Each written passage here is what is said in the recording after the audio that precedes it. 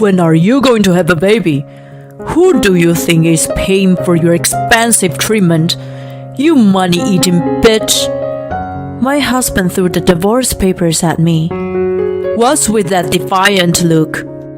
I've been taking care of you until now, you worthless piece of shit. Why don't you thank me and get the hell out of here? You don't work and you can't procreate. Who would want to be with a defective old hack like you? At best, you crawl miserably through life. I had been a housewife for 10 years and was abandoned at the age of 40 due to infertility. How was I supposed to live from then on? What saved me from losing the will to live was my beloved child who came into my life after the divorce. My son, who was like an angel smiling at me, called me Mom and changed my life for the better. I never imagined that this angel was going to send my ex-husband to hell. My name is Kylie. My husband Josh and I were married for 10 years, and I was a full-time housewife. Both of us love children and look forward to having our own, but it was taking a long time. In the beginning, we were relaxed about it, saying it's a blessing in disguise. When we were still childless after 5 years, we decided to undergo fertility treatment. Josh believed that it was something women undergo and that the inability to have children was a problem on the woman's side. He was definitely not cooperative. Furthermore, the treatment was expensive. And when he saw me frequently falling ill due to the side effects, he would say, "Who do you think is paying for this? I'm not paying a lot of money so that you can fall sick in bed."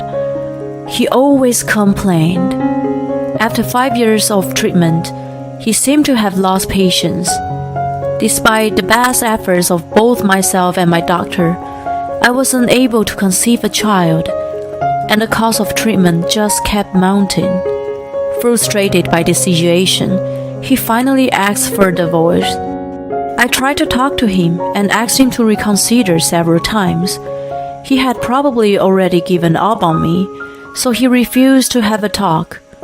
At the age of 40, I was going to throw a divorce and became single again. I felt as if there was a gaping hole in my chest, but I worked hard to survive.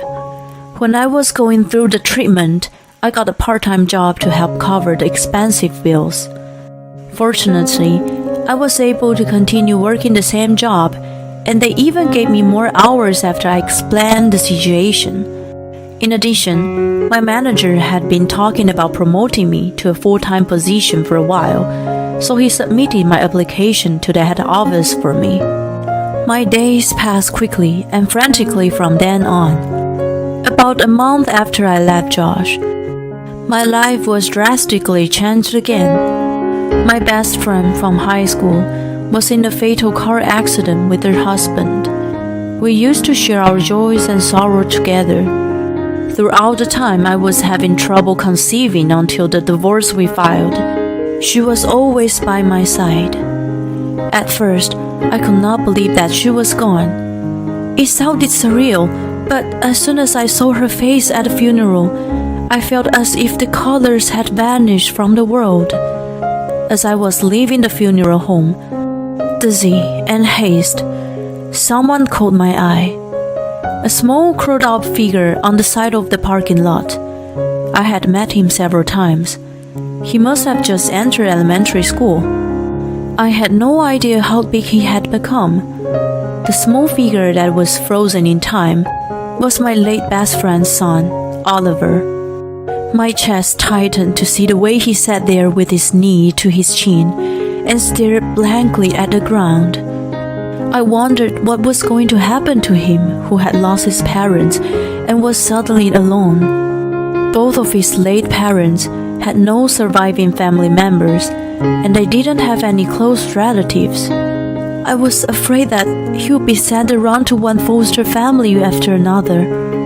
I couldn't bear the thought and offered to take him in at that point. As an outsider, I thought I might have caused a stir for saying such a thing. but it was granted relatively easily after agreeing not to ask for any help in any way. Oliver also agreed to live with me without hesitation. After that, things just fell into place, and I took in the huge responsibility to raise him alone. As expected, my life as I knew, it was gone. Every day was like a storm, and I realized how hard it was to care for a child. I grew a deep respect for all the parents in the world. My days were dazzling busy, but also joyful. Oliver and I fought from time to time, but I gave him the maximum amount of love I could. He grew up without any serious illness or injury. After nearly 10 years of living together, he had just started high school. We were out shopping for dinner when we bumped into Josh. He looked surprised to see Oliver standing next to me, but then he started speaking mockingly. "You, why do you have such a big son? Were you cheating on me?" "Hey, don't make such a vile accusation. This is..." "I knew it. He must be the child of your affair. Otherwise, you wouldn't have such a grown son." "Stop it. I never cheated on you, and only the two of us have been living together. Anyway, he is my..." I tried to explain, but he interrupted me every time. He never listened to others when he believed something was wrong, but I thought he got worse than before. He gave me a creepy smirk while he spoke. "Oh my God, you were dumped by your cheating partner, weren't you? Poor you. I bet you must be having a hard time since you weren't really making money. You idiot. You're so rude." Josh, perhaps amused that I was offended, continued to smirk at me. It was about to walk away from his insensitive guy when I noticed something odd. Why did he assume that I had a child with another man? He knew very well that I was on infertility treatment for 5 years, but never conceived. I asked him exactly what was on my mind. "Why do you think he's my child? You know I'm infertile, don't you? So why do you think I had a child with another man?" I'm just guessing. Even if I had cheated on you, you know I can't get pregnant. That's why we got divorced. Do you happen to forget such an important thing?" "Yeah, that's right. How many years has it been since we divorced?" It was suspicious. He was staring at me condescendingly just a moment ago, but his eyes started to shift. My suspicion grew by the sudden change of his attitude. "Is there something you're holding back from me?" "I'm not hiding anything." "Really?" I took a step toward him, and he took a step back. When I stared at his face, he made an awkward expression and started to explain. What he said was surprising. After we got divorced, one of his colleagues told him about male infertility. He was curious, so he got tested and found that he had abnormal sperm function. In other words, he was the cause of infertility. He had been reluctant to participate in the treatment with me, so we were unable to have a child. "So, you mean I couldn't conceive because..." "Yeah, it was my fault." "Oh my God. You were mocking me for not being able to give you a child, weren't you? That's why you cheated on me and left me, wasn't it?" "Excuse me?" He was calm at first, but as he spoke, his voice grew louder and louder. His emotions seemed to be building up. "You knew I had a problem, weren't you? That's why you found someone else." "Wait a minute. Oliver is my late best friend's son. She died in an accident, so I took him in, and I've been raising him as my adopted son." "Shut up! Shut up! That's a lie. You've always been a flirt. You must be lured some guy. You useless bitch." No matter how hard I tried to explain to him, he didn't listen to me. I was at a loss as to what to do. He was shouting at me at that point. His words became more and more abusive. People were glancing at us. I felt very uncomfortable. When I was about to speak, Oliver, who had been quietly watching our exchange next to me, spoke up. "Please, stop insulting my mother." "What the hell? If you continue being rude to her, I will call the police." Josh flinched as Oliver flashed his phone at him. After glaring at him resentfully, Josh said nothing, but just clicked his tongue and walked away. "Thank you, sweetheart. If you ever need help, just call me." He seemed illogical, so it's not safe for you to talk to him alone. But it's dangerous. Okay. I couldn't believe that my son had come to my rescue. I thought he was still a child, but I was unexpectedly moved by how much he had grown up. Several more years passed. Oliver was about to graduate from university, and it was time for him to look for a job. We had planned to dine out together after his job interview. He was running late, so I was waiting for him at our meeting point when Josh appeared in front of me. "Yo, Grace." "Josh?" He still had a nasty smirk as before, but his clothes were tattered and his shoes had holes. The way he appeared was so disheveled that I wouldn't have recognized him unless he called out to me. As I stood there, unable to say anything from the shock, Josh staggered close to me. "Hey, honey, why don't we get remarried and live together again?" "What?" "Yes, let's do that. Let's live together." Unable to grasp his incoherent demand, I just stood there like a statue. He was getting closer and closer. When his hand touched my shoulder, I jerked back and bumped into someone. "Oh, I'm sorry." "I'm okay. Are you alright?" The older man looked at me with concern, as if he sensed something strange in the air. The man glanced at Josh and was about to say something. "Hey, you! Stay away from my mother!" Oliver, who had just arrived, stepped in between me and Josh. "Ugh, good timing. I'm going to be your father, so you're going to have to support me, you understand?" "What the hell? What are you talking about?" "A child who was abandoned by his parents and didn't grow up feeling their love must be facing a hard life. Probably you can't even find a good job and will live like a loser. If you can't be happy living in poverty, you should at least be a good son and devote yourself to your father." "You're making no sense. If it was only about me, I could put it up with it. But to make fun of him is abominable." My vision was distorted with rage. He knew nothing about us and had no right to speak about us. I clenched my fist in frustration. Oliver seemed to be indignant as well. Perhaps he was hurt to be taught unfairly during a sensitive time in his job search. He bit his lip in frustration. I had to protect him. When I glared at Josh with all the hate in the world, the man who had been quietly watching us spoke calmly. "With all due respect, this young man has already been accepted by my company. You should have received a call today." "Huh?" "What are you talking about, old man?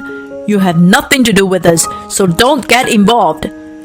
"I actually do. I assumed I have more to do with him than you. Oh, I'm sorry. I have introduced myself." The man took out his business card. Josh was astounded when he read it and looked at the man's face and the card over and over again. When I looked at the card, the title, Chief Executive Officer, was written on it. The company name was the same as Oliver's first choice. Both he and I were too stunned to say anything. The man continued to speak in the same calm manner. "I was friends with Oliver's late father before his death.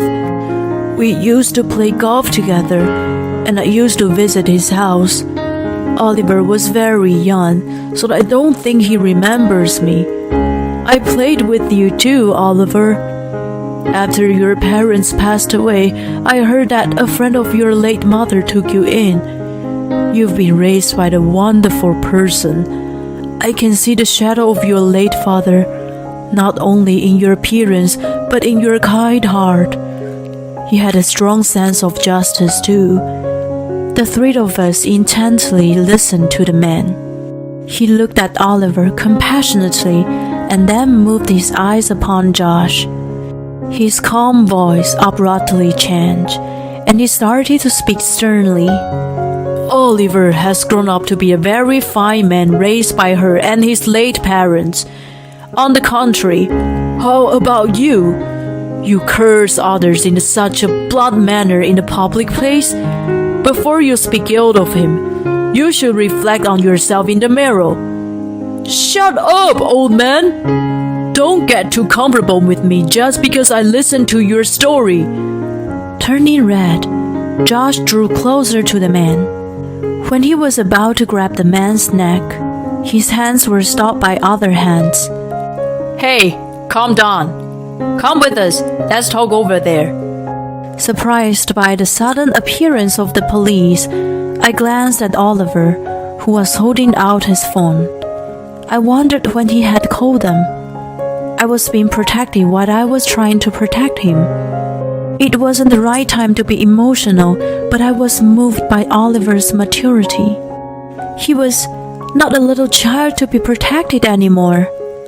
Mom, are you okay? I looked at him with a strange feeling of happiness and sadness. He stared back at me curiously. I'm fine, thank you. His stiffened expression relaxed as he was relieved. After that, Josh was out of control for a little while, but the police took him down. He was taken away with his head hung down as if he had given up. I have not seen him since then. I heard through the rumor that he remarried a such younger colleague after divorcing me, but they were unable to have a child. His wife was very insistent, and he reluctantly told her about his infertility. She wanted a child so badly that she was outraged by him for not telling her earlier, and they divorced. In addition, all the complaints she made to her colleagues started circulating at work, and he was too ashamed to keep working there. He resigned from his job, but he was having a hard time finding new employment. He had to make do with a part-time job to survive. It was during that time he happened to run into me again, and that was how the whole thing came to be. I don't know where he is and what he is doing now, but I sure hope he'll never appear in front of Oliver and me again. I have consulted with the police and have taken countermeasures just in case. Oliver got his own place after he landed on the job. We're still close and talk on phone every day. He's having a hard time getting used to his unfamiliar life, but he's determined to stand on his own feet. As for me, I fell in love at first sight with the CEO, who helped me at that time. I invited him to dinner as a way of thanking him, and we had an unexpectedly good time. Since we were both single, we've been meeting for lunch or dinner since then. Oliver is amazed by my excitement at being in love for the first time in a long while. He listens to me and gives me advice. He is a really good son. When Josh and I divorced, I had no idea such a life was awaiting me. You never know what life has in store for you.